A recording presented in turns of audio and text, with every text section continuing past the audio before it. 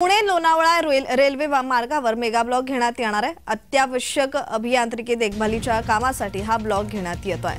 तर पुणे लोणावळा दरम्यानच्या सर्व लोकल रद्द करण्यात आलेले आहेत, तर अनेक रेल्वे उशिराने धावणार आहेत।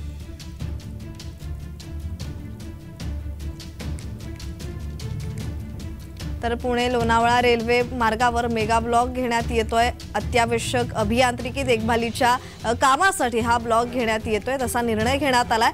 तर त्यामुळे आता प्रवाशांची तारांबळ उडणार आहे। पुणे आणि लोणावळा दरम्यानच्या सर्व लोकल रद्द करण्यात आलेले आहेत। त्याचबरोबर अनेक रेल्वे उशिराने धावणार असल्याचीही माहिती मिळतेय।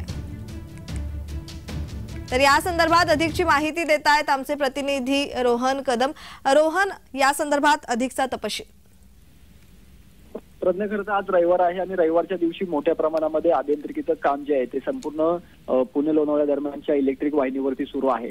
जवळपास यामुळे सकाळपासूनच्या सुरू होणाऱ्या 14 लोकल गाड्या ज्या आहेत त्या पूर्णतः बंद ठेवण्याचा निर्णय जो आहे तो रेल्वे प्रशासनाने घेतलेला होता आणि आता जे काम जे आहे ते जवळपास 70% पूर्ण झाल्याची माहिती जी आहे ती सध्या रेल्वे विभागाने दिलेली आहे। त्यामुळे सायंकाळी 6 नंतर जे आहे ते कदाचित रेल्वे गाड्या ज्या आहेत त्या नियमित गतीने ज्या आहेत त्या सुरू होतील आणि कदाचित सायंकाळच्या वेळेसची पुणे लोणावळा लोकल जी आहे ती देखील धावू शकते अशी शक्यता सध्या तरी वर्तवली जाते। परंतु काम पूर्ण होणं महत्वाचं आहे, त्यामुळे हे काम किती वाजेपर्यंत पूर्ण होतं आणि काम पूर्ण झाल्यानंतर लोकल जी आहे ती धावते का हे पाहणं महत्वाचं असणार आहे। रोहन, कोणकोणत्या महत्वाच्या लोकल रद्द करण्यात आलेल्या आहेत?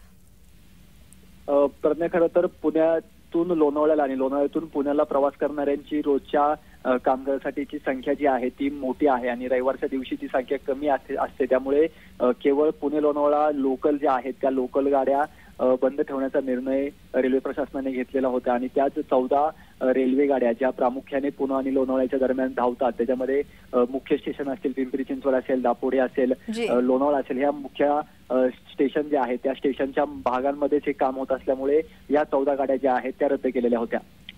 जी धन्यवाद रोहन, तुम्ही दिलेल्या माहितीसाठी।